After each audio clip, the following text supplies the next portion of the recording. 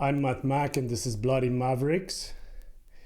Phenomenal guest, personal trainer, owner of Stronger with Ninette, gold medalist of national powerlifting competition, ranked 20th in the whole world, starting the new clothing business, Vava. Hi, Komusta Kana. Mabute. Oh. Very good, Matt. Ninette Longsworth. Pleasure having you here, Ninette. Thank you. Nice to be here. I'm excited. First time doing this kind of thing. So Amazing. So I think not too overdue.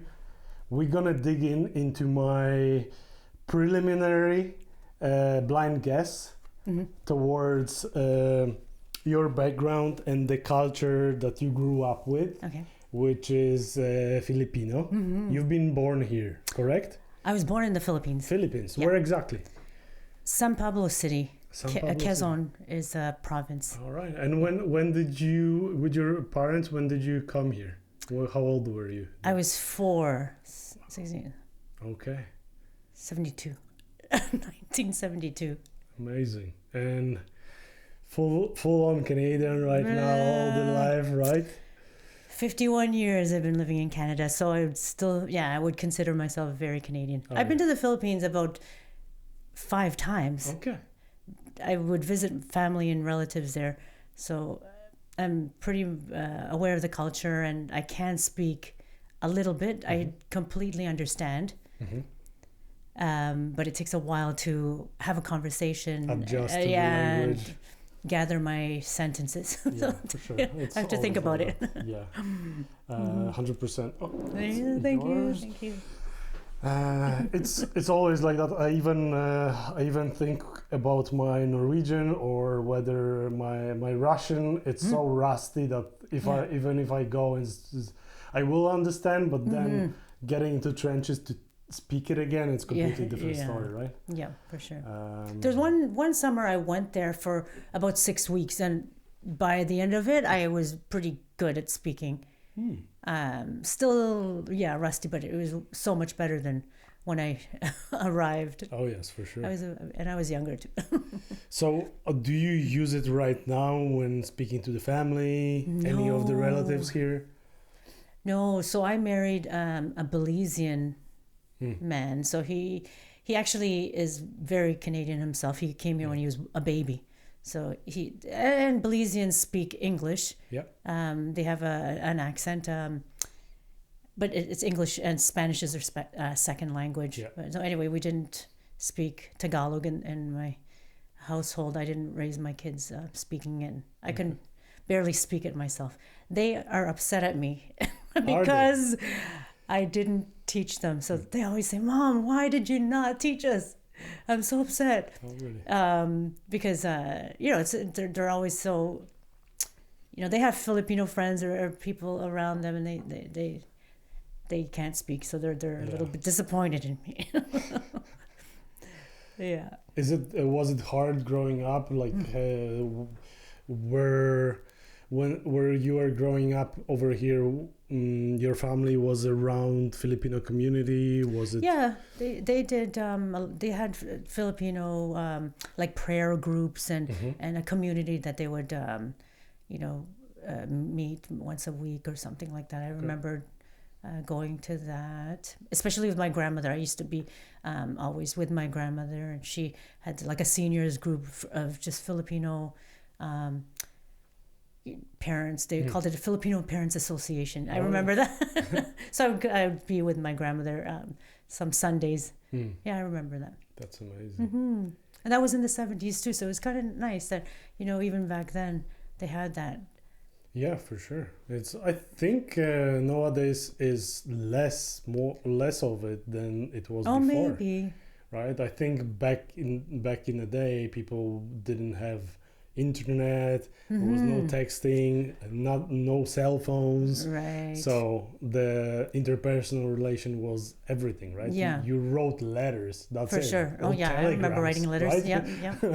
I used to write letters to my grandmother in the Philippines. Wow. Because I was very, very close to her. She was like basically like my mom. Because my mom was busy. So when we first came to Canada, my parents were new immigrants. My mom went back to school, and busy raising 5 kids. So there's 5 of us. So it was mostly my grandmother raising us. That's why I was saying like me and my grandmother would be very close. And when she'd go back to the Philippines, she'd go back and forth. We'd be writing letters. Back to the writing letters part.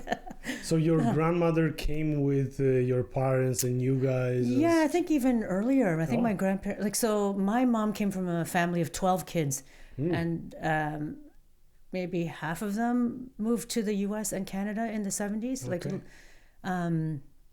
And I think somewhere in there, my grandmother immigrated as well.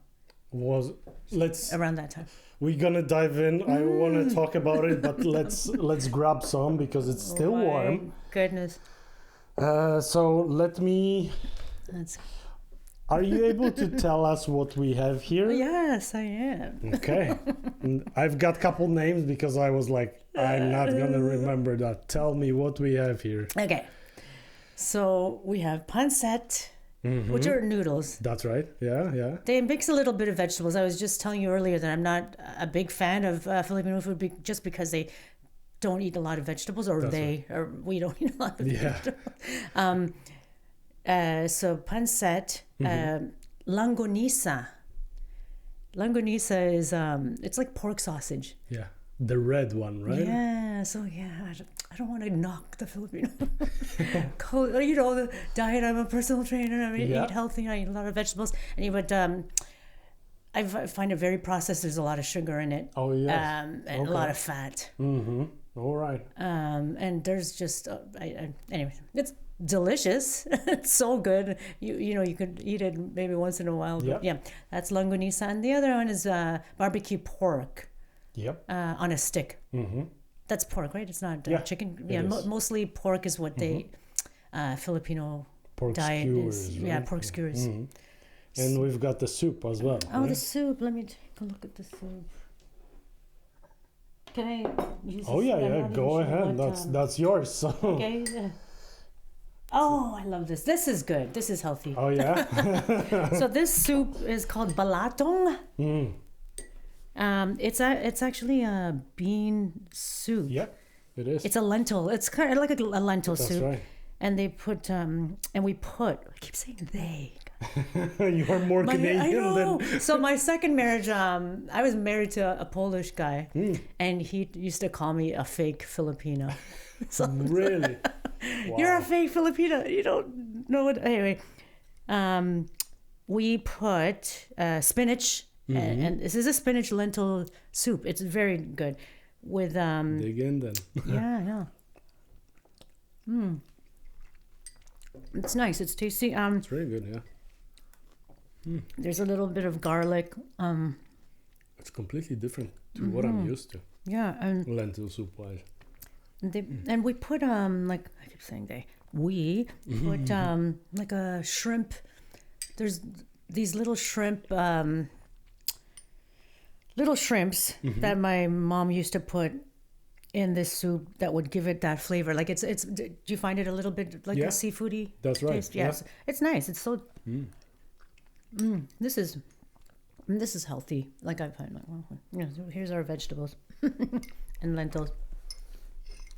I'm wondering, since you are a personal trainer and you take care of the food and what you eat, what you put into your body, I want to ask what you mean by this food not necessarily being super healthy in a way, because I see mostly meat. Sausages, obviously, with sausages they can put anything in it they want. Yeah. So that's hard to say, but skewers for me quite straightforward. Yeah. The how would you call the first pancit? Yeah, pancit. So it's a little bit different as well. It's like it is rice noodles. Yeah, rice noodles mostly. Rice noodles mostly, yeah. Carbs. That's why it's yeah, unhealthy. carbs. Also, see, when you cook that, it's a lot of the the seasoning. Sometimes they even put MSG, like a lot of things that add flavor to the dish to make it delicious. A lot of sodium too, and it's not really nutrient dense. That's what I'm saying. The skewers are okay. Yeah, it's lean meat, but again, the seasoning, the marinade, tons of sugar. I remember the recipe, like a half a cup of sugar, and you just marinate in it. It's very sweet. Will you try or will you not? Oh yeah, I'll try it. Oh yeah. Can never say no to food. I thought I made a faux pas here and kind of went because I didn't know better. I don't know Filipino food. This is the first one for me, so yeah. Go This ahead. is the first time you've ever. First time, yeah. Oh, I see. Did you like the soup, Matt? I loved it. Yeah. It's amazing. Soup is really good, and if you are saying it's healthy, then Yeah, I'm just gonna reach over. yeah, go ahead. Use my fork. Yeah, it's Have one of these. it's funny to see that every culture have a little bit different thing, and they try, like, there are a lot of similarities, but in the same time the food is different, right? Because as you say, the marinade is the how they marinate the meat or leave it, Yeah. right? Let me just come over here. I'm gonna make a mess here, I think.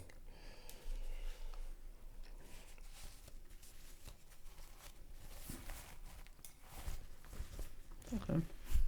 Okay. The longanisa, I love to. Not that I love the one when I do get it, I get the spicy one, so it's nice. They're both good. This one's on the sweeter side. You'll notice it's sweet. Right? It's kind of like. But it reminds me of the Chinese. There's this Chinese barbecue pork. It's a very similar flavor because they put a lot of sugar in it. If you go to Chinatown, they have the barbecue pork. That's true. It kind of reminds me of that as well.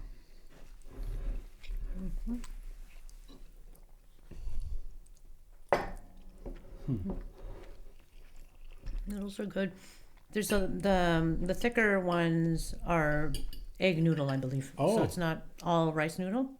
So you've got some protein in it as well. A little bit. Yeah. But And they are not too sweet.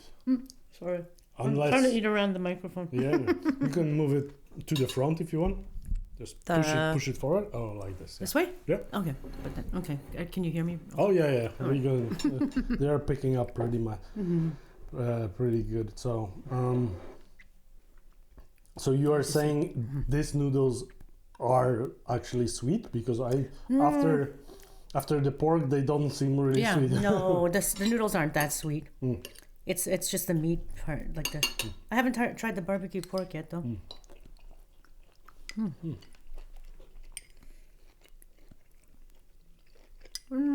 I don't know if any other cultures do make this kind of lentil soup the way.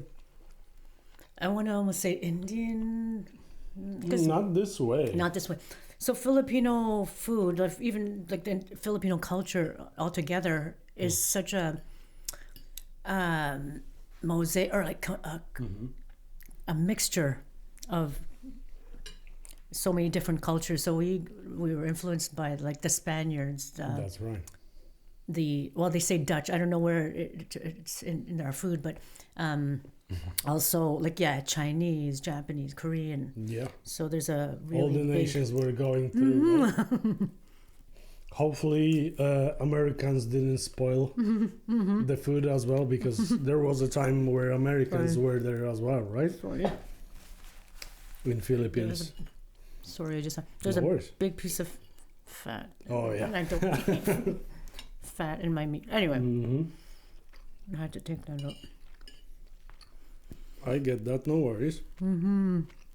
So the skewer is nice. It's again on a little bit of sweeter side, but it has that nice barbecue flavor, which is very tasty. So yeah, there's not really. There's a dish called adobo, and I find that that's very. I think that's a Latin, it's definitely influenced by Spanish culture. And then the noodles, the Asian. So it's just a mixture of a wide range of countries. Yeah, and food from different regions, right? And then you've got the Filipino mix to it. How you guys do it out there, and is it anything from this resembles what you ate back in Philippines? Is it really similar? It's very authentic. Yeah, it's very similar. Yeah, you would definitely eat that. Oh yeah. Because I know what you mean. When you come to Canada, they almost Americanize it, or they kind of water it down. They don't make it as. That's right. No, it's pretty much the same. That's what for instance, I noticed that a lot, especially with Japanese food. It's definitely not so flavorful and really? Intensive. Even like you cannot compare having fish in Japan than having straight from market going to the sushi place than the one that are made here. Even it's so different. I didn't even realize that most of the makis and California rolls, this is all made here. Wow. In Japan, you cannot find California rolls or anything like that, right? So, I had a client that came back from a trip to Japan, and he said that he can't even eat Japanese food in Toronto anymore. Yeah. He was just so spoiled. It was so good that nothing compares. So I know what you mean. Yeah. So I wanted to ask you, trying this food, you said it's kind of similar or really resembles what you can eat in generally in Filipinos cuisine. Yes. And I wanted to ask you, on when you were growing up, were there any specific dishes that you remember that your parents made or your grandmother that you raised with this? That I really enjoyed, that I really loved? Or anything specific that was in your household every week or every other week? Okay, I got one. So there's a dish called sinigang. It's made out of tamarind. Okay. Have you had tamarind? So it's a tamarind fruit. It's a fruit, I think. Yeah. That's right. So it's a tamarind-based soup. Ooh. Yeah, it's so good. Sweet as well, I think. I shouldn't say it's so good. My kids really love it. So I passed it on in my household. Oh, yeah. So you can make it with either fish or pork again. Mostly fish and pork were the options. Okay. So salmon, I like to make it with salmon and shrimp sometimes, and my kids love it. So and you put vegetables in it, so you can put nice vegetables. It's a tamarind soup, but it's called sinigang. That's the word of it. Would you do it with fresh fruits, or would it be from paste, or? So it's actually a packaged seasoning. So that, again, all those things I don't really I like. I try to cook as natural as I can, but that's the sinigang package is what makes the soup. Okay. What it is. Yeah. It's never really from scratch. I'm sure maybe back home people do grind the tamarind and really boil it with real tamarind. But the simplest way, or like the easiest way, is just this package. Of course. Mamacita is the name of the. And then you just open it and put like onions and garlic, and then the base is that. It's really good, and my kids love it. It's just a soury flavor. I don't know why they enjoyed it so much. That's what, when I said it was so good, it was okay. For me, it was all right. But my parents wouldn't make it all the time. It was a very simple dish, and you just put it on white rice, and that's what one of our meals would be. I remember that. Awesome. Thinking back through the things that you've been raised with, or the way your family raised you, are there anything or a couple things that stand out that you think were unique for you about the Filipino culture that you've been raised with compared to all your Canadian friends around or other? Yeah, definitely. We definitely stood out because back then there was not many. We were one of the only even Asian families in our neighborhood. I grew up in a very Italian neighborhood. So yeah, we did everything differently, I think. There's one thing, like this is part of like the Filipino culture. When we meet someone, an elderly person, you would grab their hand and say, "Mano po." Mano po. That means like you're asking them for their blessing. Okay. So this is like so different. When my friends would come over and then I'd come home and I'd have to ask my parent like "Mano po." That's really? So then we would do that every day, as soon as you come into the house. Okay. So I'd bring home, sometimes I'd bring my friends home to come and hang out. And my mom, "Mano po." So that's like totally. Oh yes. Really, really different. And nowadays, it's not so common. I don't believe. But back then, it was. It was more of a sign of respect. So you're asking for a blessing. Yeah. All right. You know what I do that wrong? Oh my gosh! I didn't get. I would grab their hand and say, "But no, I wouldn't do that." It was the other way around. Oh my god! Fake Filipino. How would that look like? Like you are grabbing their hand and touching it, or no? Yes. So if you were the older person, I'd say, "Mano po." Okay. Yeah, I think I did it the other way. That's fine. No, I think I got it. Yeah. So you're asking, like, just say you were my dad, I'd say "Mano po." So I would grab your hand and put it on your my forehead. Yeah. Oh, okay. But you know what? That was just one, maybe up until when we were about 12 or 13. And then after that, like it was more of a cultural thing, and you forget about it. My parents never really enforced it too much, and you kind of. Yeah, that's one thing that stood out, and I know my friends were like, "Whoa, what was that?" Yeah, that must have been a shock for a lot of friends when they saw it first time. Yeah, right? Because it is out here. Like I even I'm trying to think from my own background or from being raised in Eastern Europe, like there is no such thing that you would really do so this is really unique. That's totally. I don't even know if kids do it now. Like if I were to, I should ask my cousin if it's still a common thing, but that was something I grew up with, because it might have just, now it's not. I think it's just society on a whole, right? We don't there's not much respect anymore. It's like true. Now, it's just changed. But growing up then, it was it's very important to respect your elderly. That was like a very big thing in the Filipino culture. It's like you would never put your parents in an old age home and just like kind of send them off and never look after them again. But so we're more of a culture where we really respect the elderly, and we look after them as they age. All right. So they would, in regular Filipino home, they would live with you yes, till exactly. old age and until they pass away, right? Okay. So your parents would live with you,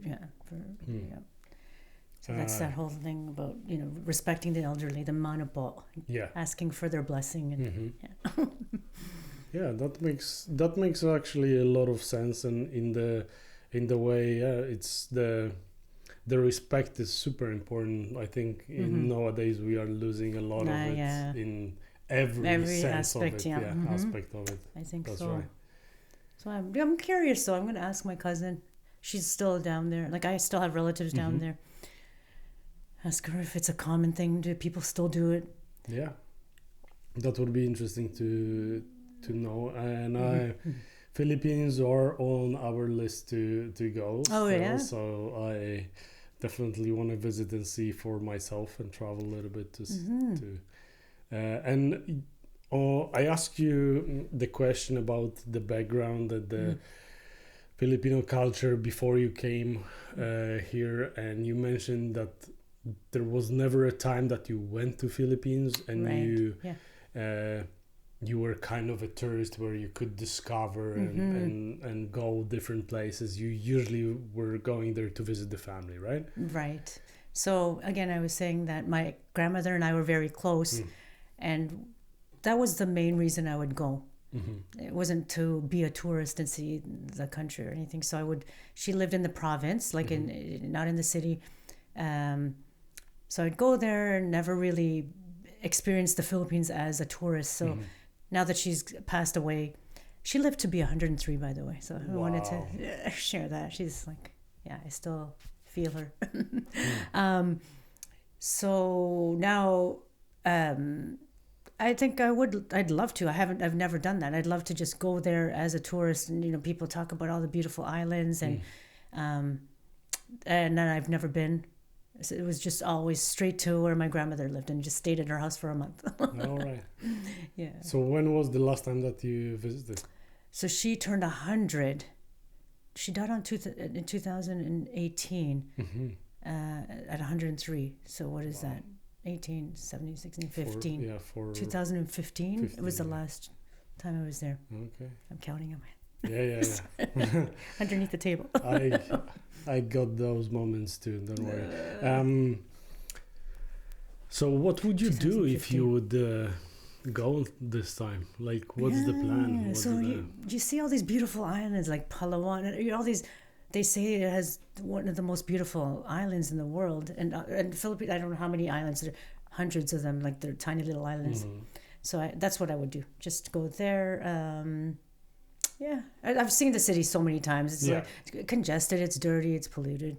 There's lots of nice things about it too, but I would go to the Philippines for the islands and maybe just like snorkeling. I'm not a scuba diver or anything like that, but snorkeling and just go to the islands and the resorts there.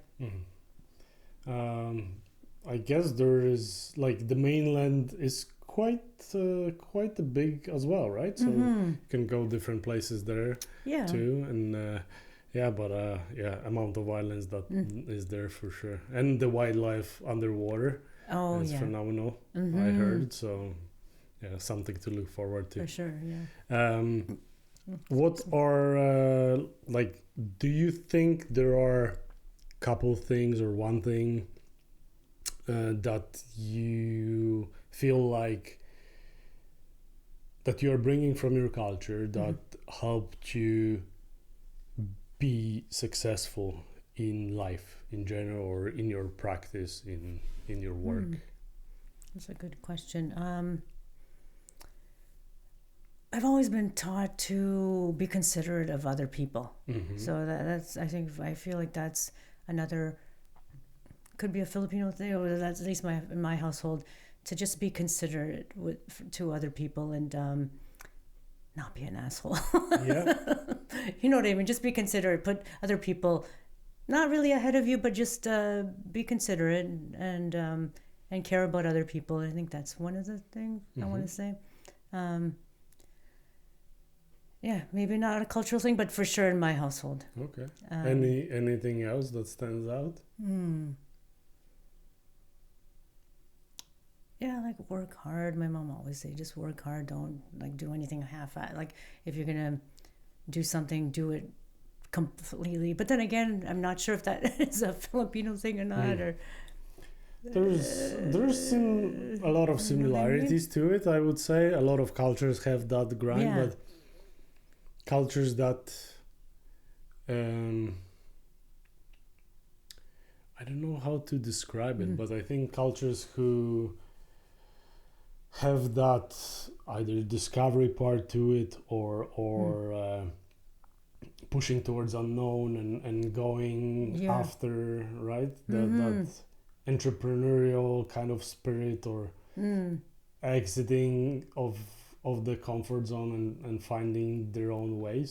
Actually, it's now when you're saying that, it's actually I did the opposite. Because growing up, this is a very Filipino thing too. They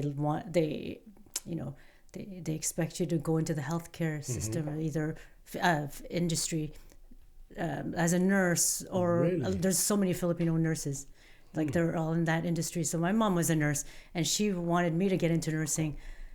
Wow.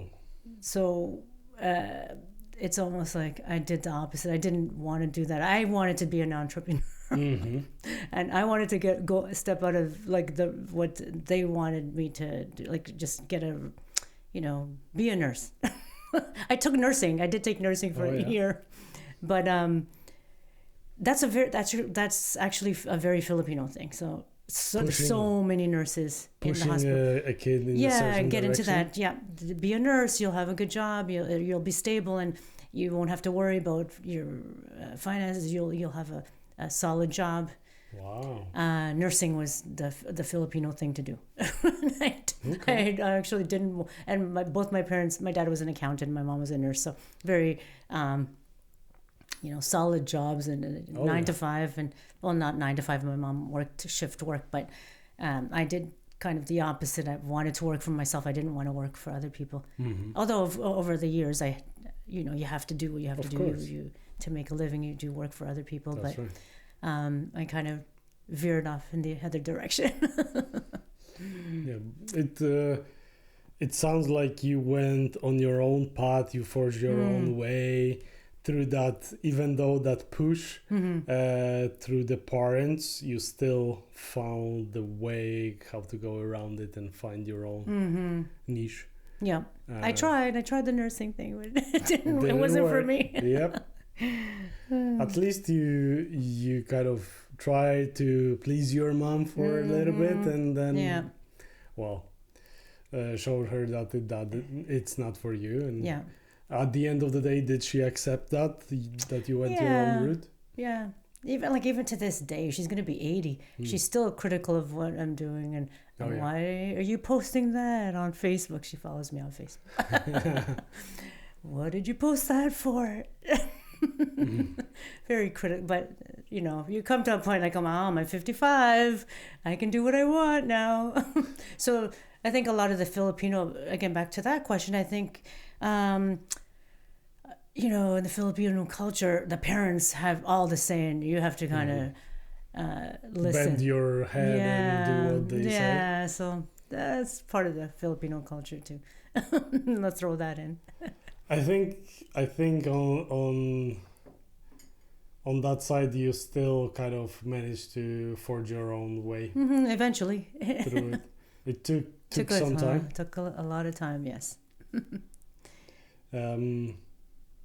So you said that that respect for others and hard work and at the end of the day you figure out the way to go, the direction that was pulling you. Let's dive into that one a little bit deeper. At what point and when you decided that you wanna go to fitness industry? What happened? And So I've always been in the industry, not always, since my 20s. To some capacity, I coached kids soccer. I ran a running group, so some capacity. I worked at a gym part-time, but I've also while I was doing that, I had other jobs, like regular, not regular jobs, but more of a stable job. We had 3 kids, so I did need to have something a little bit more stable. For sure. What made me? Can you repeat the question?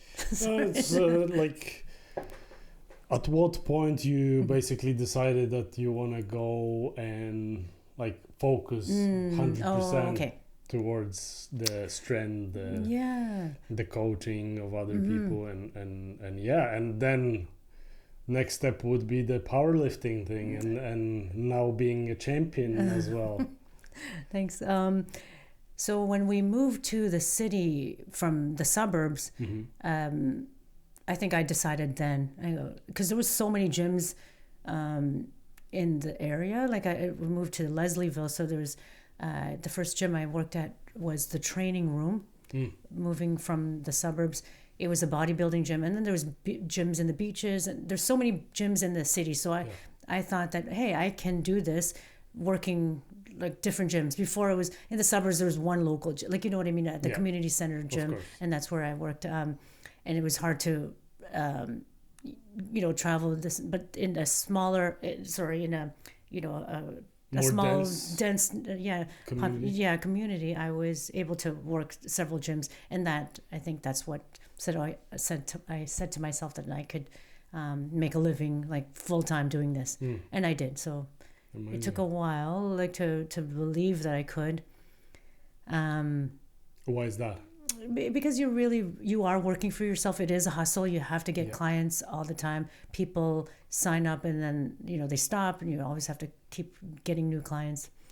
But with the 3 gyms, there was a time where I was working at 3 different places. It was okay. Like it was enough to have to do a full-time. It was a full-time job then. The kids were getting older too, and so it was, I think I was able to do it then as they got older, and I moved into the city, and there's more gyms in the neighborhood. So what, from that point on, when did you decide that you want to go to the powerlifting part? Oh, powerlifting. Okay, so the story behind the powerlifting. So Sean Kelly is the owner of Fortis Fitness. I always tell him the story how I started working for him. I was driving in the car with my husband at the time, and I saw Sean. Well, we both saw him bringing equipment into his gym on Carla Avenue. It was a location north of where we are now. That's right. So he was bringing all this equipment by himself. He's lugging it in, and I looked over and I told my husband, I'm going to work for that guy. So the next day I brought in my resume. I knocked on the door. I go, are you hiring? So that, anyway, he from then, like that, I started working for him. But he was the one that kind of got me into powerlifting. Yeah. So back in before, I would say even 2010, everybody was doing bodybuilding. That's right. It was very common to do in the early 2019. Before that, it was very common to do bodybuilding. Bodybuilding was a thing. Powerlifting was kind of new. So he was the one that got me into it. And once I started working for him, it was like, okay, I love this. This is really awesome. I don't need to be that cut. And my diet is a little bit less strict. I don't have to be doing so much cardio. And I love lifting weights and the feeling of being strong and chasing after these numbers. And every week, I can lift more. Oh, how much can I, how much stronger am I now after 6 months? It was just so satisfying and empowering to feel. There is something to it, something addictive to it, right? When you kind of push yourself a little bit more, and then you come back home and you are sore for 3 freaking days. I hate the part of a leg workout days, but then I come back and when I'm sore, give me more. I need to do more of that, and that's exactly what it means. What's the best thing about powerlifting for you? I love competing. I actually love competing. On that day you come onto the platform and like a lot of, hundreds of people are watching. Not, I don't even. It's not the eyes on you. It's more like the pressure of all that, of performing. and you still bring in your A game. That's to me, that's the best part of it. It's not like, oh, people are watching. It's like overcoming all that pressure and performing on that day, where all the preparation you've done for that day, and you bring your A game. I find that the best thing about powerlifting. It is super important that you say that it's not about being at the stage and being center of attention. It's more about being there, but also like struggling not only with yourself and what you are about to do right now, break your own records, but and beat everybody else, which is another pressure. And then you, on top of that, you've got the whole audience which is looking and judging you, everyone out there, right? But and then being able to overcome that, like, that's amazing. Yeah, that's the best feeling. Overcome is one thing, but you managed to win.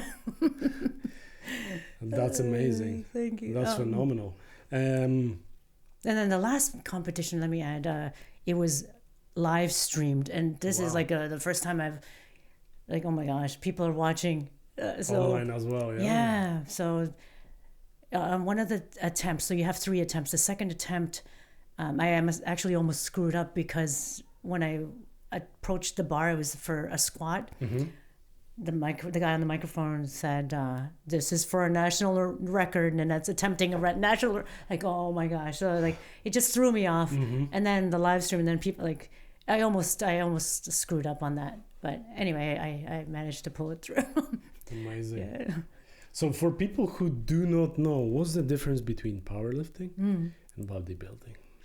So powerlifting so you get tested on 3 lifts: squat, bench press, and deadlift. In bodybuilding, this is talking about competition now. Bodybuilding, you go on stage, you're judged. I've never competed in bodybuilding, but this is what I know. You get judged on stage for symmetry, for that's right, looks. For looks, for aesthetics. How symmetric you are and your overall look, so you get judged on that. How much body fat, if you're carrying too much body fat, you'll lose. If you this is maybe extreme, but I've heard this as well, that some judges, if on the day of, if the judges are looking for, just say a dark-haired girl and you're blonde, you're gonna lose. So it sounds like very just like that. But powerlifting, you could either lift that weight or you don't.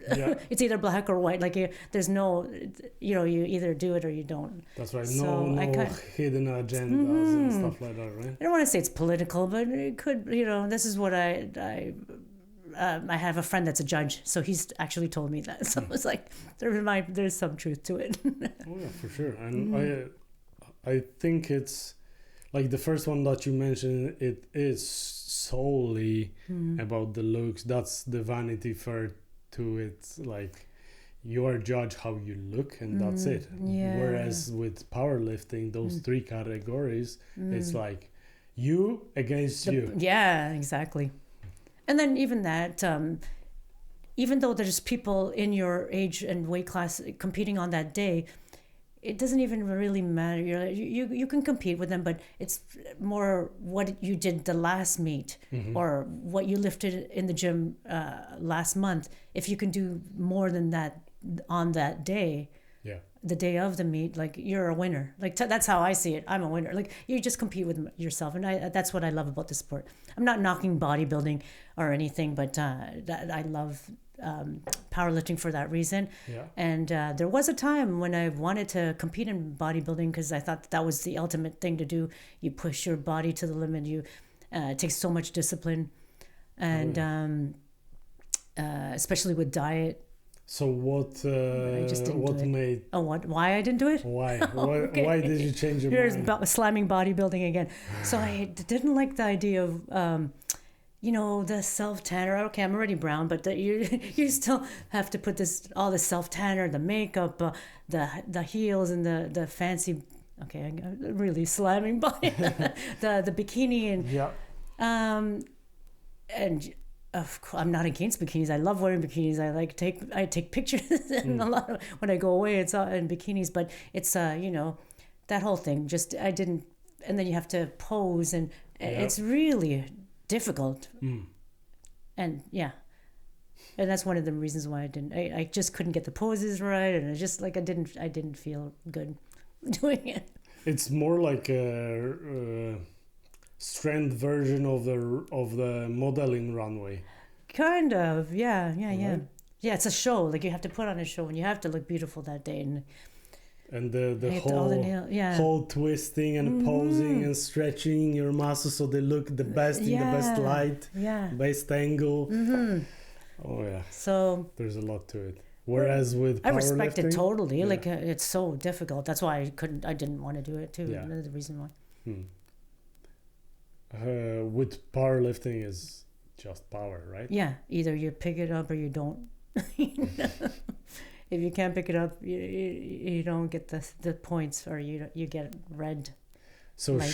share with us right now what was your numbers on last competition? No, okay. So my last one, my squat, I did about 215. It was 215 point something. Okay. It's kilograms. So when I 215. Oh no, kilograms. I mean they give it to you in kilograms. So when I convert it, it's about 215. I'm going to do it in pounds. Yeah. So 215 pounds.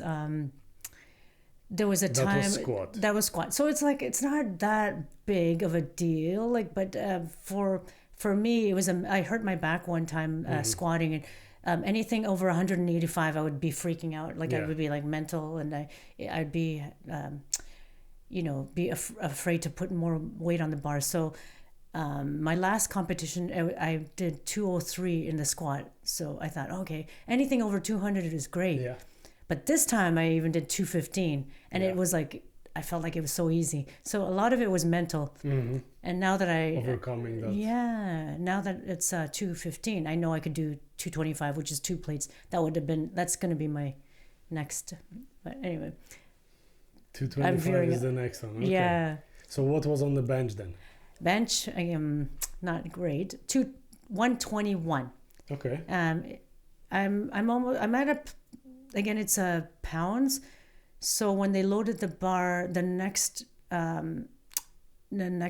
weight would have been like 126. So right now I'm at 125, 126. I almost made the 126, but I failed at it. So if you fail on your attempt, it's the attempt prior that counts. So I ended up with 121, which I'm not happy with it, but I know I can get the next one. So the next jump would be, it was just too much of a jump for me. Why is it, just so I understand, because I've never been familiarized with it, why is it that the increments are in 5 pounds? Instead of like, you've got plays that are 1 pound, right? Yeah. Or 0.75 pound, or right? Yeah, or it was kilograms that they load on the bar. So for some reason it was 121, then the next one was 126. Okay. Something like that, pounds. So I guess with the kilograms, I could have requested like a smaller amount. They said, or like fraction plates. Okay, yeah. But I just like, no, let me try 126. I can do it. Like I was so close, I just couldn't lock out. But I could have my coach was saying like I could have requested like a fraction. I maybe would have ended up with 124 and a half or 125. So I think right now my bench is around there. Okay. But anyway, I ended up with 121 because I failed on my third attempt. Yeah. So that's a bench. More work to be done on that. It's not my best. And then deadlift is my best one. 281. 281. Yeah. And I weighed in at 113 pounds. So those are wow. So you have to take in consideration my weight or the person's weight lifting that bar. So your weight versus compared to the person's weight to the amount of weight they're picking up or they're lifting. So you more than doubled on your deadlift, 2.5 almost. Yeah, I'm trying 3 times my body weight. That would be like, that's my dream. I dream of People dream about other things. I dream of deadlifting over 300 yeah. So, and you did almost double your weight in the bench, right? Yeah, no. 120, because I weigh in at like 113. Okay. So it's like over my body weight. Your weight, over your weight, Yeah. and then so deadlift and on the squat it almost 2 times, right? Mm-hmm. Yeah. That's so awesome. I'm getting there. Oh yeah. So if I do better on the next meet, my goal is to be top 10 in the world for my age and weight class. That's so amazing. I can jump up. Like I looked at the numbers. I look at them every day. Oh, do you? Who's okay. Not every day. I'm just joking. Yeah, of course. Is it for motivation and setting the goals? Yes, it is. So how you go about setting those goals for yourself? I work hard. I'm consistent with my training, and I on the days that I don't want to work out and the days that I'm like, I'm tired, I just remind myself that, hey, 4 months you're competing and you need to do this. So, I just stay consistent and eat well and make sure I get enough rest. So, eating well, exercising, shit ton. How many times a week? 4 times a week. 4 times a week. Yeah. Okay. Mm-hmm. And 4 times is only for powerlifting. You do anything in between as well? I try to do core. I try to do some core work. Not cardio. You mean? No. Just anything, whatever. The evil C word. Yeah. Cardio. Yeah. A lot of people who lift weights don't do cardio. So they always say that if it interferes with getting stronger, they say, well, that's. And then now there's people are saying that it doesn't. So it's always changing, and people say that.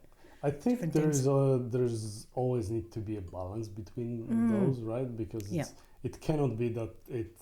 Like, if you overdo it, obviously, right? You're going to lose you're not going to run and... 10 kilometers every other day. Yeah, but if you do sprints...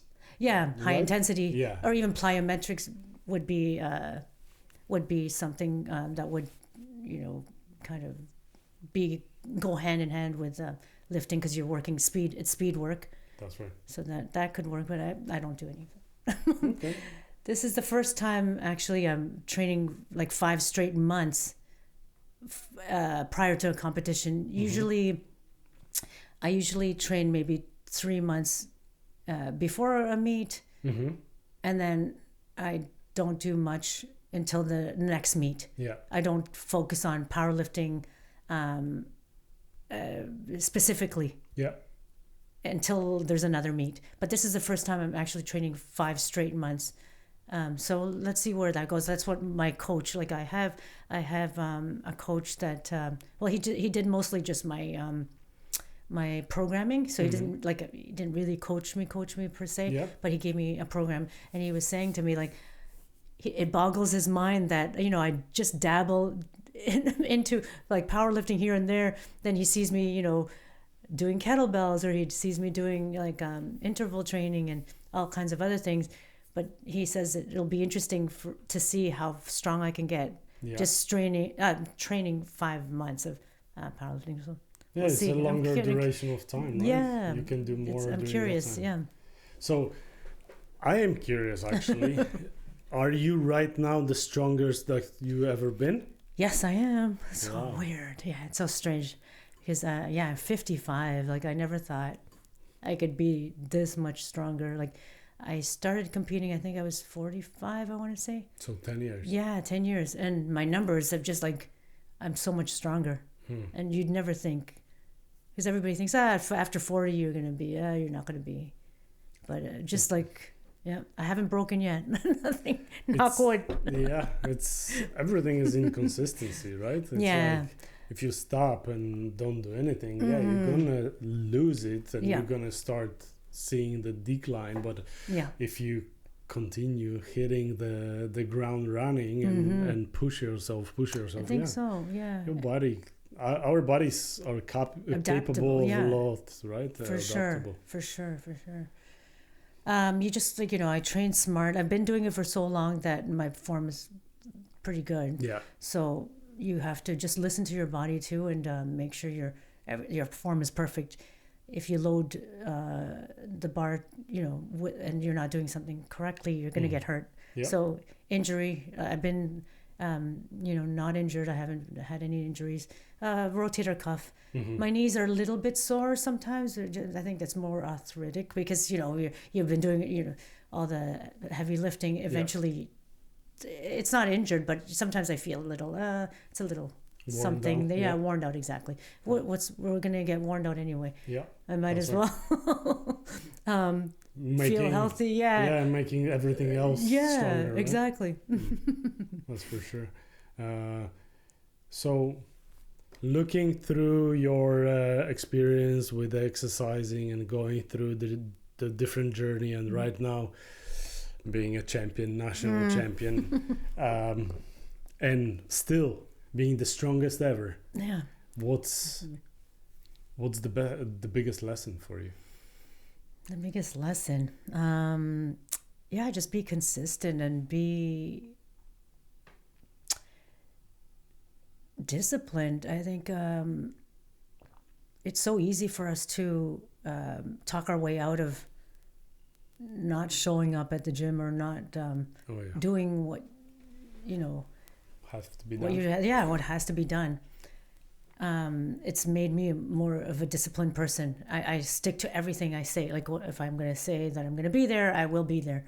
It just transfers to so many other areas in your life. That's right. So I feel like that's one of the biggest lessons. I keep my word. And it's mainly word to yourself, right? Yeah, and this is like for myself. I promise myself I'm going to do this, and I work my butt off to do it. So how you go about that? Because I know a lot of people struggle with that a lot. I struggle with being accountable to myself. It's like sometimes I set myself, either I'm overjoyed and I'm putting the goals where I cannot get, and then I get discouraged, or I just don't keep up with them, and life goes in the way. So how you stay consistent? How you go about that? Well, the entering these meets helps for sure. So having a goal, set a goal for yourself would be one. I know, like if someone doesn't want to compete and you should still set a goal, like, okay, but maybe in 4 months I want to be able to squat this amount. I guess if you want it badly enough, you would show up. But it's easy to say, why do I need to, why am I doing this? Why do I need to squat that much in 4 months? Like, you could question, I can see that as well. I think it's really a personal thing. If you really want to, you will. For sure. You can choose it. It's just like losing weight. If someone wants to lose a certain amount of weight, and they have to show up and that's right. Do it. Depends on how badly you want it, and how important it is to you. Yeah. If it's important to you, you'll do it. That's so true.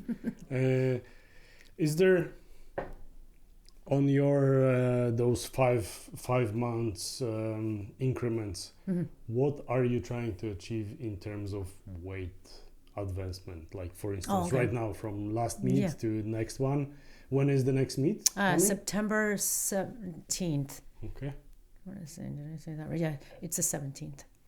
So it's 4.5 months. So we are looking for another record to be beaten. It'll be my record to beat. So I set the record, and I'm gonna just bring it up. That's right. So it'll be harder for anyone to beat it. Yeah, for sure. So what are those numbers that you are trying to achieve? So for my squat, I want to do 225. We'll see how it goes. Like, I might hit 225 by June. Yeah. So then I can bring that up even higher.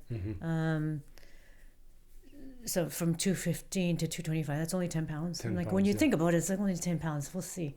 But again, that was my max. Let's see how much, right?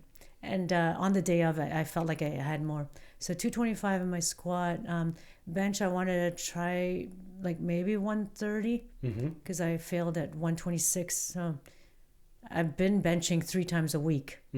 So that's like, oh my gosh, like I've never done that before.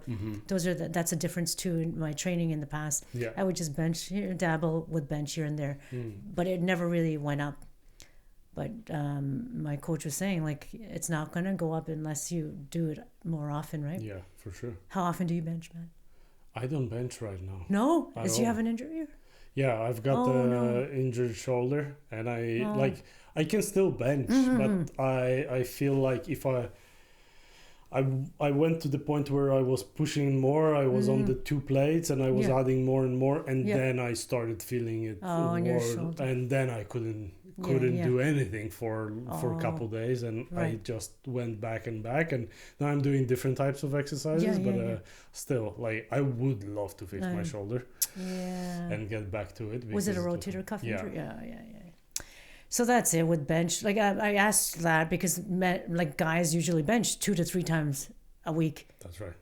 And then that's how they get better. Women, like, we don't want to bench, like, right? So like having said that, guys that do not want to do too much of legs. Yeah, that's exactly. the stereotype of gym for sure. Players, Yeah. There's a meme for that. I saw a picture. It was funny. So the guy was really big and the skinny legs, and the lady lower body but upper. Yep. So that's why I kind of asked. But if you want to get better at something, you have to do it that many often, right? So that's true. Bench, I want to improve by a little bit, like 130, I want to say, and then. Most of it is technique, right? In powerlifting, there's like ways to arch your back and reduce the distance from your chest to the bar. Yeah. So and then use your legs, like the leg drive is big, and all that is something I'm just learning. Coming from a bodybuilding background too, you're using your chest muscles. That's right. You're never using your legs in a bench. You're isolating just this area. Chest, yeah, that's right. So in powerlifting, they use their legs. They kind of drive it, the leg drive they call it. So I'm learning that, and hopefully. Is it on the toes that you? Your basically... feet.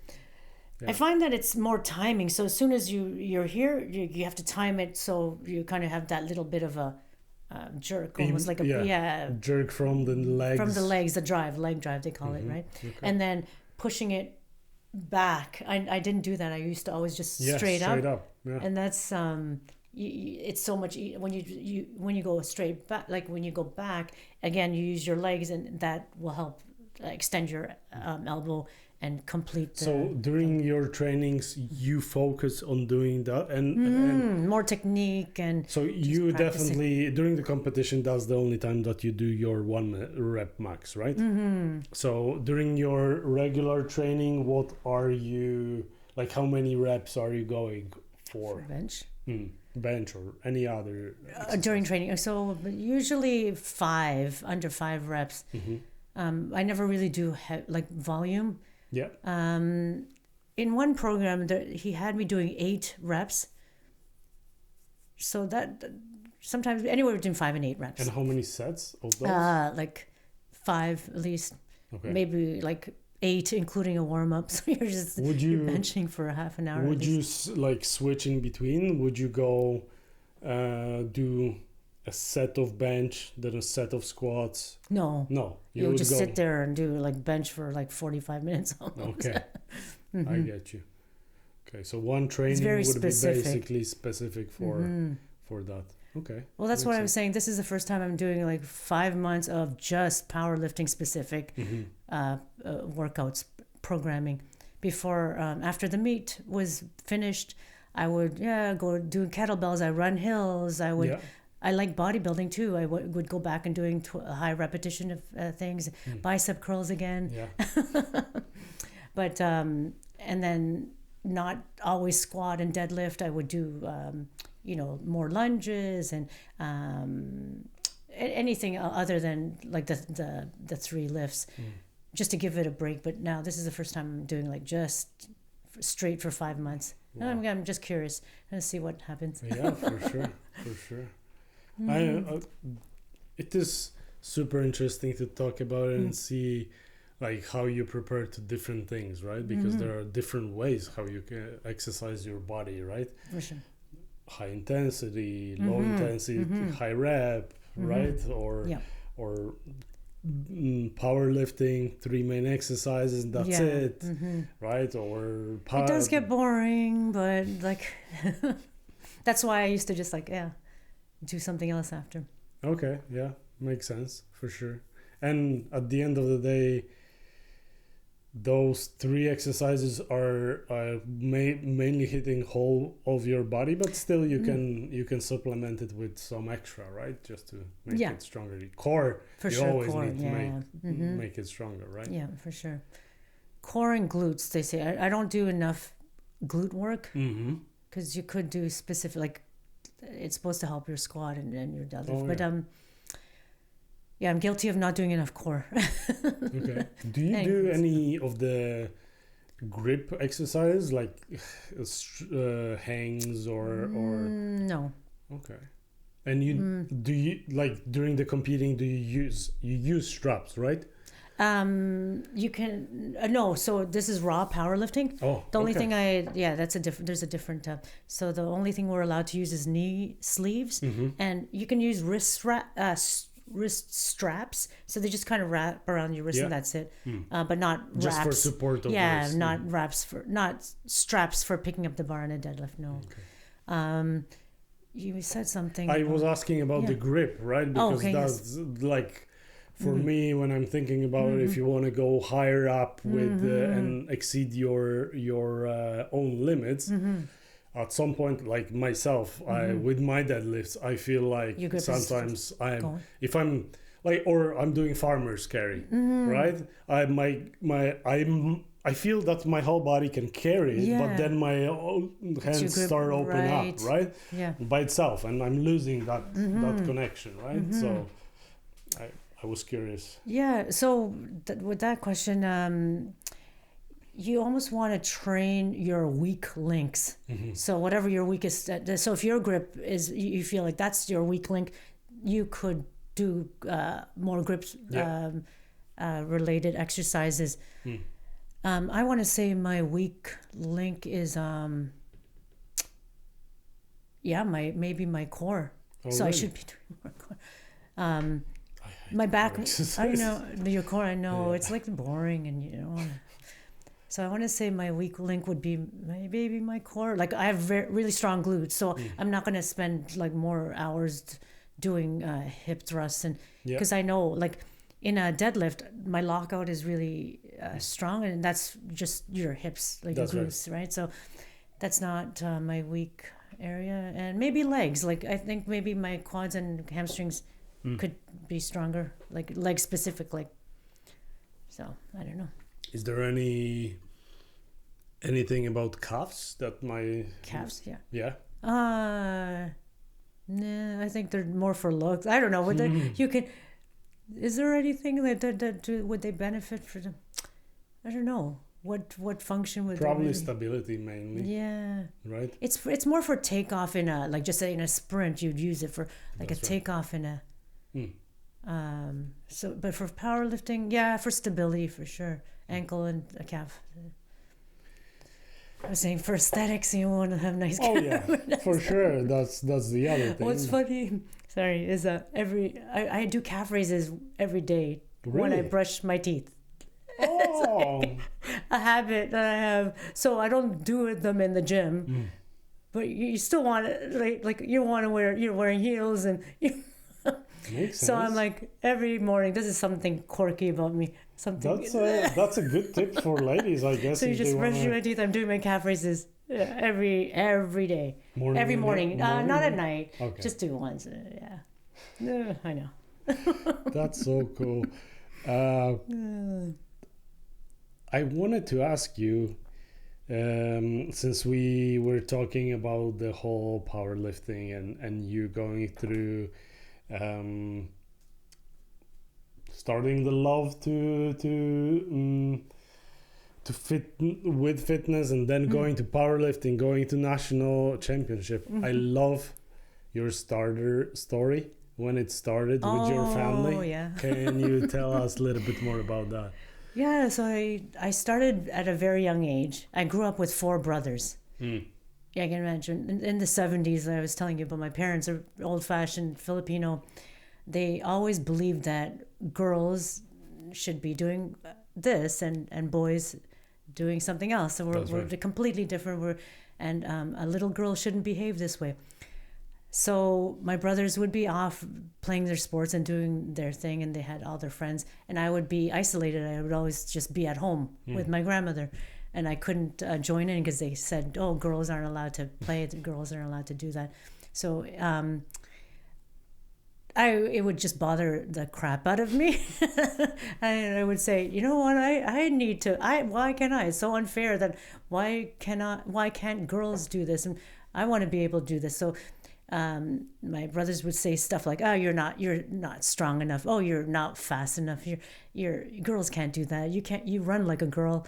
You can't keep up. So I found myself at a gym pretty early, and I would, do, work the machines, and I wanted to find a way to get stronger and to keep up with them, and maybe show them that, hey, I can keep up with you, and come on, let me join, and let me join you guys, and that's how I started. But yeah, at like maybe 13, I would sneak in to the gym and start lifting weights really at a young age.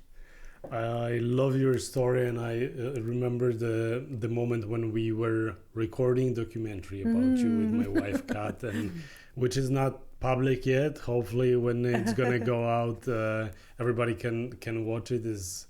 We went through your story, we were talking about it, and it is fascinating for me to see how against the odds, against your parents, against the current at that time way of approaching it, sports, your brothers being against it and teasing you and all of that, you still push it through and made it your passion and exceeded every one of them. Yeah, I was telling Kat that to this day I'm stronger than all of them. Like, I have 4 brothers. They could probably bench, they probably bench more than me, but men are stronger in their upper bodies, but I can definitely squat and deadlift more than them. And I'm like the healthiest. Like they don't exercise most of the my brother walks. He's only a year older. Okay. Like, come on, walk. No, I'm just joking. If he sees this, he's gonna he knows I always bug him, like, do more than just walking. You're still young. Yeah. But yeah, my other brothers don't it's, they have stressful jobs and they're tired at the end. But I always tell them, you're going to have way more energy if you exercise and fit it in somehow. That's right. Anyway, yeah, I'm make it your priority, right? This is so important. For sure. Funny enough, the older I get, I feel like I'm getting to the better and better shape of my life as well, and getting stronger, which is phenomenal. But also what I learned is that part you need to prioritize your health. Sure. Yeah. Otherwise it's never gonna happen. Like, you can think about how you should be or what you should be doing. If you are not doing it, it's not happening, not getting there, right? Exactly. Right. Prioritize it for sure. If it's important to you, like we were saying, if it's important to you, you'll do it. If it's not, then you're not going to do it. It is about the longevity part and looking forward to being healthy. I remember that you mentioned during our interview on the for the documentary that you are doing it for being able to take care of yourself through the old age as well, right? To be strong enough. Yeah.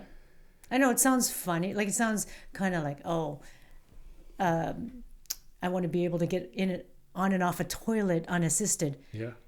It's a real thing. It is. We think that this is, at the moment, this is our age at the moment, but we're all going to get to like 80 and 90 years old, well, hopefully. Yeah. If we live to that age. But you want to have a good quality of life. Like, you don't want to be like having a walk or having someone take you to the bathroom. You want to have independence. So this is all part of it. And like, it'll happen in a flash. Like, it will. I feel like I felt like I was 30 just a little while ago. Now I'm 55. You know what I mean? It just happens very quickly. So what we do now, it's an indication of what our lifestyle or how our health is going to be like 20, 30 years from now, right? Oh yeah, big time. And it's those small habits that matter, and making sure that you are finding time to do them.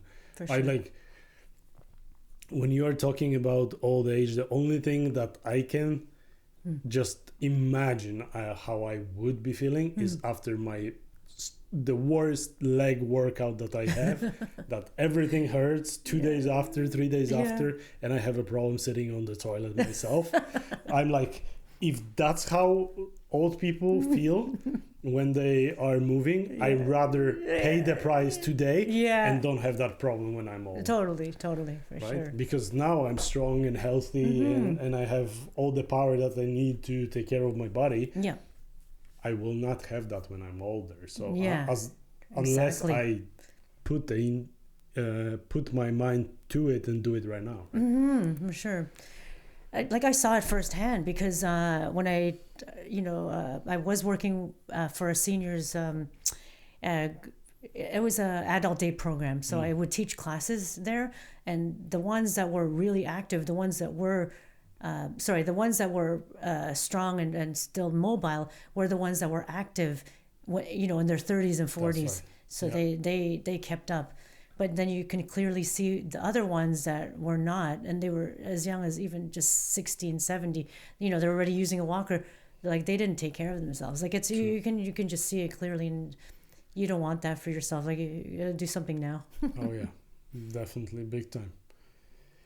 I want to ask you, what does being a maverick mean to you? Maverick. I don't know. I guess someone that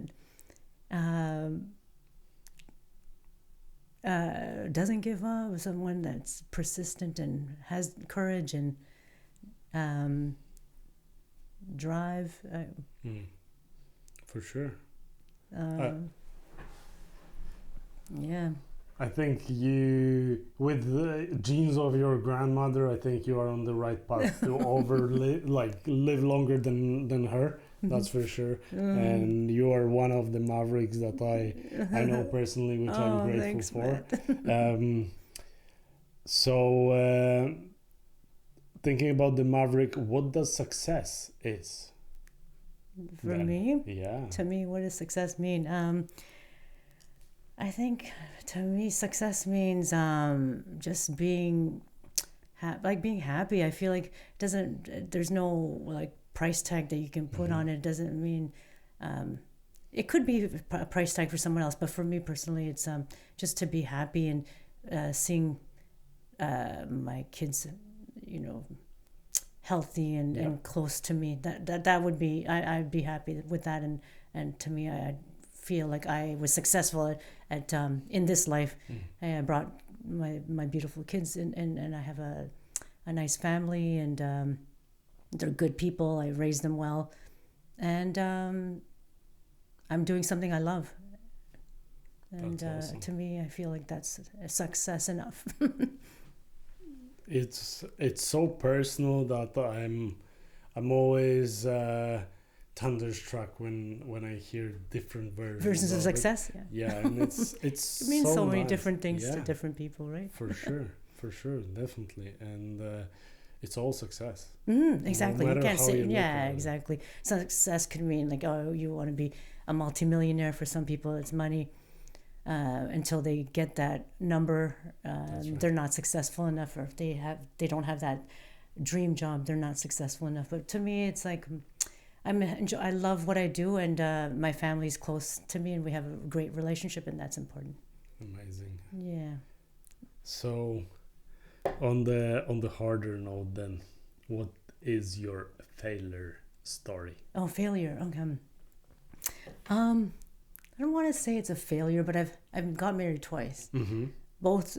I don't have great success when it comes to relationships, but with failure comes learning and lessons. So I don't want to say they were failed marriages or relationships, but those are areas in my life that I need to to learn more from. Mm. So do I want to call it failure? I'm very grateful for all those experiences. Maybe can I give you another one? Go ahead, yeah. Failure. Yeah, so it is hard to name that because I feel For like sure. I haven't failed. That's amazing. That's a good perspective looking is. at it, because I'm having a hard time. Like, what did I fail at? I don't even feel like, even though I've had 2 failed marriages, I don't even consider them as failures because I learned so much from them. I think that's the perfect definition of failure. Maybe. If you are willing to acknowledge what you went through and then learn from it, I don't even consider it a failure. Yeah. But in someone else's eyes, I guess, like that's the only thing I can think of in my life. I didn't fail with my kids. I did my, like, I love where my career went to. So, yeah. So what is next for you? Next. I can see myself, running my company. I've always, right out of high school, I did fashion design. So I did various things on top of the fitness. So I've always dreamed of owning my own clothing company. Yeah. So I'd love to do that. It's more a brand, not so much couture, like where I'm making patterns and designing and sewing clothes. That's what I used to do when I was, early 20s. But this is more of a clothing brand, and I'm hoping to tie that in with me as as a trainer, as a fitness person. That's where I see where I'm going next, and So I don't know. But I think in that direction. So it will be more into sports related clothing, or will it be various? So it's specific? it's more athletic. Athletic. But there's, Vava means strong. So in the Finnish language, I know there's a story behind it, because when I took my daughter to a soccer tournament in Sweden, the Gothia Cup. There's some kids from Finland, and I heard Vava, and then it meant strong, and it just kind of stuck with me, and that's how I came up with the name. And then strong and powerlifting, and I feel like, that's how the name came about. But what I was getting at was, I almost want to send a message like through that clothing. It's like apparel that empowers, like. I want to send a message where with a strong mind and a strong body, you can accomplish anything. Basically, you have to have a strong mindset, not just lift weights. So I kind of feel like Vava, That's all true. that whole ties in with that. It's mostly T-shirts and hoodies. It's nothing really fancy about them, but it's more like a culture, I want to say, or a brand that I'm kind of pushing. And if I can spread that message, despite any adversity and challenges, you can achieve For sure, yeah. great things. Yeah, it's pretty strong message, and if you just put your mind to it, you can definitely For sure get there. And a lot of times I think we need that. Like there's so much negativity in the world, and I think, like, if I could, I always say positivity starts with you. Like love starts with you. Like if you can spread one good message, it's a ripple effect, right? And Yes, it is.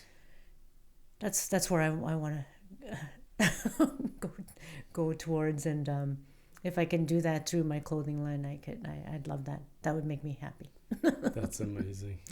Thank you. What is it about what you do?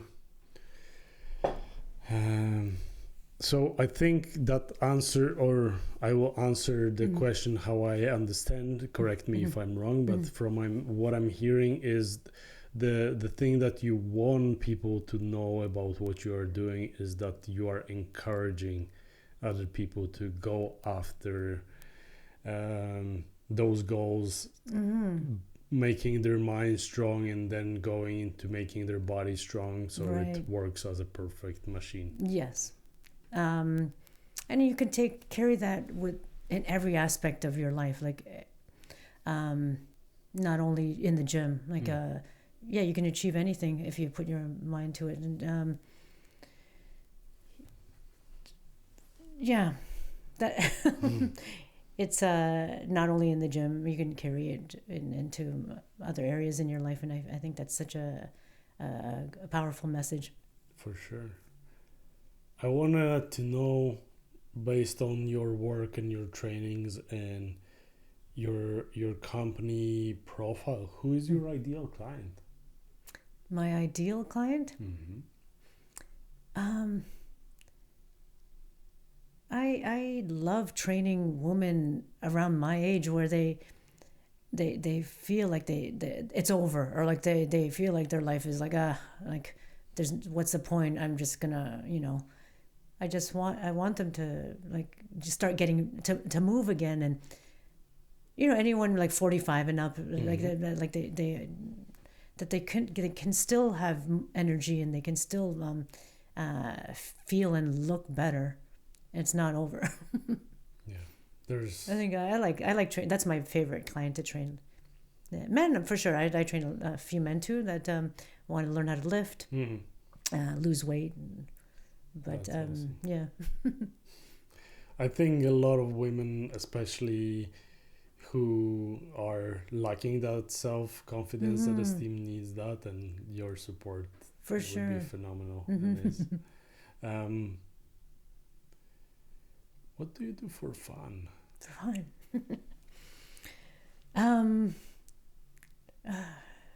I like to read. I like lately. I've just been. My work is so social that by the end of the day, I just want to like, okay, I need to be alone. I just need to like. Time for yourself. Yeah. So like a glass of wine and a book, a good book is fun. Like to me, that's fun. Okay. Yeah. That makes sense. I've done my partying and going out. Like after my ex and I split up about 4.5 years ago, I was like, oh, this is a lot of freedom. I can do whatever I want. I don't have to answer to anybody. So I would go out with my kids, and I'd go out more, and I'd party with them. Now I'm like, I just want some peace and quiet. Yeah. So a good book with a glass of wine, and I like that. I like to garden. All right. I love eating at nice restaurants. Like those are fun things. Yeah, to me. for sure. I don't need to have loud music and dance anymore. Yeah. It's like everyone has their own preference, right? So, but I'm travel. Sorry, I have to squeeze that in. I'd love to travel more. That's amazing too. So, what would be the next destination for you? Well, see, the thing with Toronto, I love Toronto in the summer. So I don't even feel like I need to go anywhere. Maybe I'd love to go to Montreal. I'd love to go to New York. So North America for sure. I would stay. So I think New York would be my next destination. I think in August I'm going to do that. And Montreal. Yeah. So those two places. And then when the colder weather hits, I definitely will go back to South America. I love Colombia. I want to go to Peru. Yeah. If I can go to Italy in the fall, that's another nice place. Like I want to go to Italy. That would be my go-to. That's my dream vacation. But I like in the summer it's too hot, I heard, and I probably wouldn't enjoy it. So either I've already missed the spring. I can't go like now. So maybe the fall for Italy. Yeah, I think that would be my next. Awesome. On the flip coin of it, what's the biggest problem that you are facing right now? Right now? I don't know. Like really, again, I was saying about relationships and stuff. Like sometimes you get lonely, right? You're single again. Was with someone for so long, and it's not a problem per se, but you get these lonely times, and I'm not one to like when I'm in a relationship, I'm all in. I don't like casually. I don't like doing that. And that's with meeting people, I don't do online dating. So it's hard to meet people, like unless you meet someone through a friend or you just random. So I wouldn't really call it a problem, but it's something that's kind of there that I'm in the back of my mind, like, oh, am I going to be single for the rest of my life now? It's kind of nice to have a partner. I'm always about, I like to share my life with someone. Mm-hmm. I've always done it, and it has been a little bit lonely, but is it a problem? I enjoy my own time too. I like my single time too. So I don't know if there are pluses and minuses to both sides for sure. I know Sean is saying that he has a whole list of people who want to marry you, so I don't know about that. I guess looking at your reaction, I guess you want to go. Well, that's what I said. It's nice to be alone too. Yeah. So I don't know if it's a problem, but yeah, you get those days where Makes sense. Makes sense for sure. Like I said, there's not many, but failures and problems, do they exist in my life? Maybe I don't know. That's good. I just try to be a positive person, and if I can think of something. That's really good. Hard to pinpoint. Yeah. Besides your personal direct network, do you feel like you have your own tribe, community? I do. Well, first, the gym community to me is like big. Like it's my family. It's my gym family. So it's my home, my second home. That for sure. I've been working for Fortis for almost 14 years since they started. Since he started. Yeah. So, it's just like a nice community. For sure. It is. It is phenomenal. We try to make it like that. We will try to make it. That's right. Mm-hmm. Yeah. Everybody there in Fortis, whether it's people who train or the staff, or you are almost like a second owner out there, right? With Sean, so always being there, and it's the atmosphere. It's amazing. We try to keep it that way.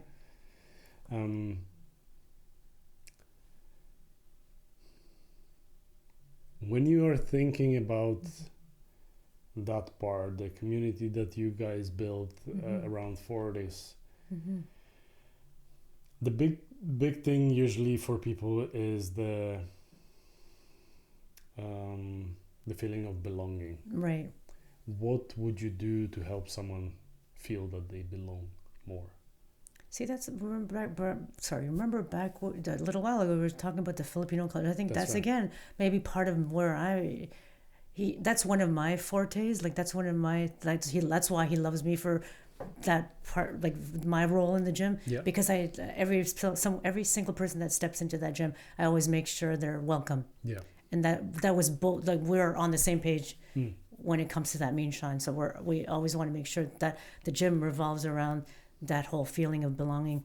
I got sidetracked. What was the question again? Yeah, you answered it perfectly. I love it. Yeah, it's a lot of...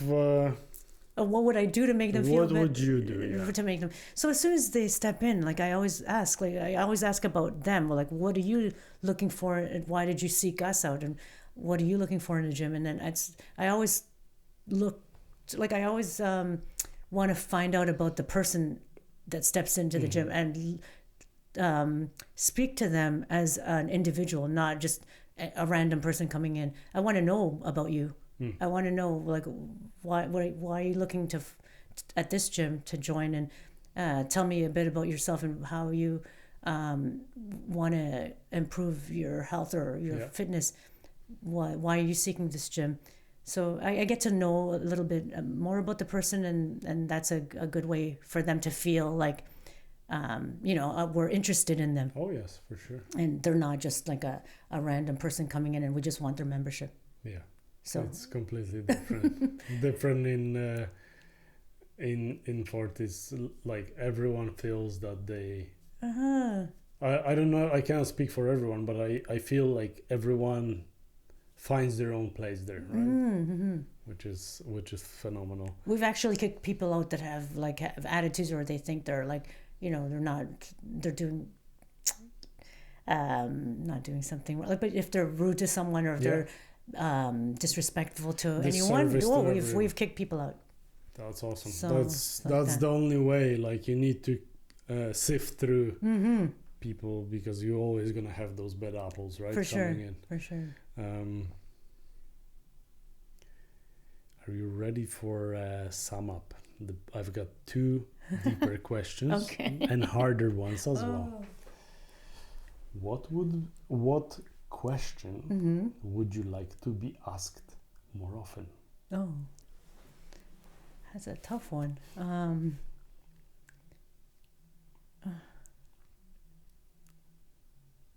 I don't know. What would I want to be asked more of? No, I don't know. Try to be selfish for I know. That's like, yeah, it sounds like when a question pops up, I feel like, is that too vain? Like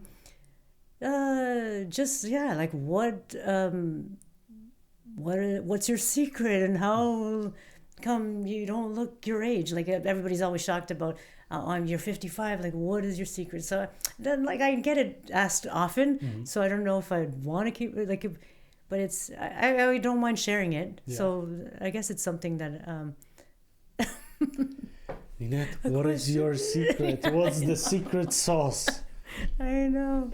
What is it? What is it? Okay, you're asking me now.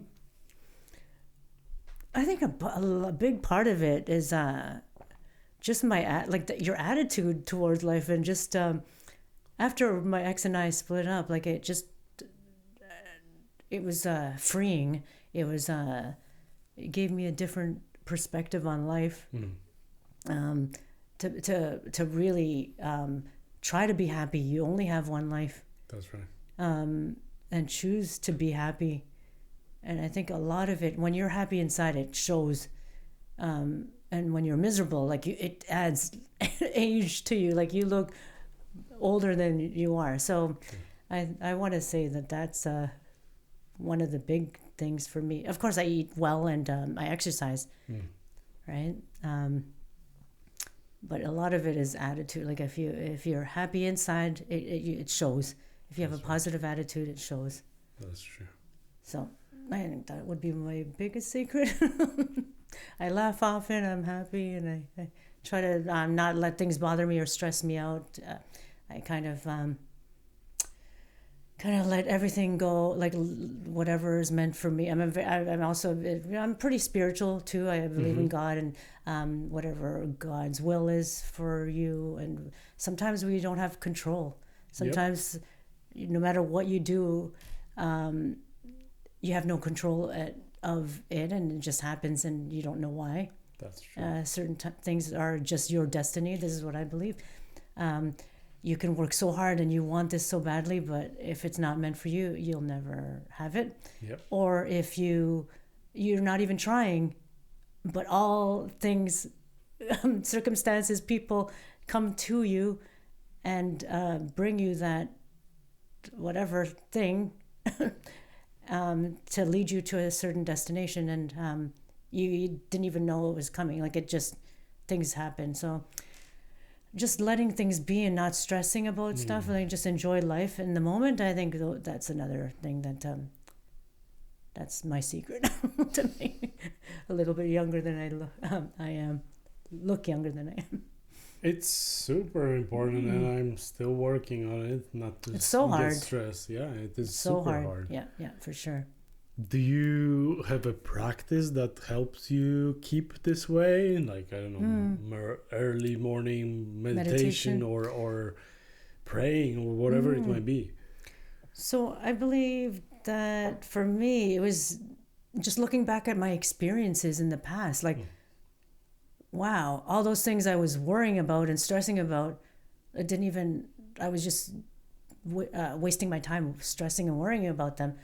So just kind of reassessing my life and looking back at things, I think that's where I feel has helped me get better at being positive and like not, oh, like I'd say, oh, remember that, like that was nothing to worry about, like this shouldn't be any different, like don't worry about that, it'll be fine, just like everything else was fine, you'll be okay. Makes sense. Just breathe and you'll be fine.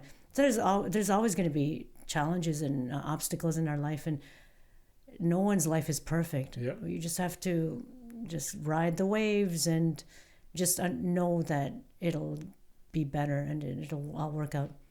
So I put little reminders in my house, and you know, everything will work out, and I do pray, like I meditate and pray. I feel like it's very the same, like in the olden days you pray and that's this right. and that, but it's when you look at it, meditating and praying, it's the same. Or manifestation, sorry, like when you manifest something you're trying to manifest, it's the new term, like, oh, let's manifest this. It's like you're really just praying for this to happen, to come true. That's true.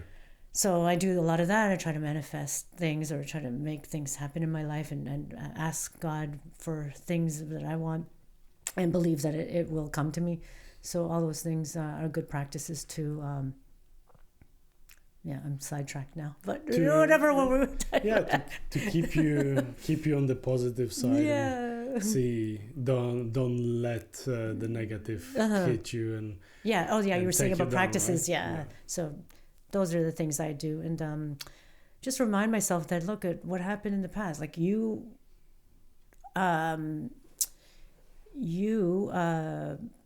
overcame those obstacles. Went through so much. I went through so much, and I'm okay. I'm here standing, and I'm happy, and I'm fine. So whatever comes to me, bring it on. I'll be okay. So I think everybody should maybe look at that and just be grateful.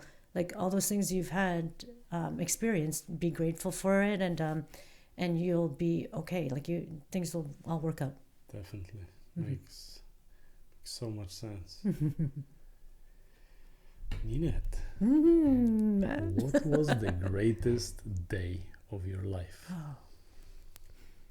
A lot of people say, oh, when they got married. No, I can't think of the greatest day.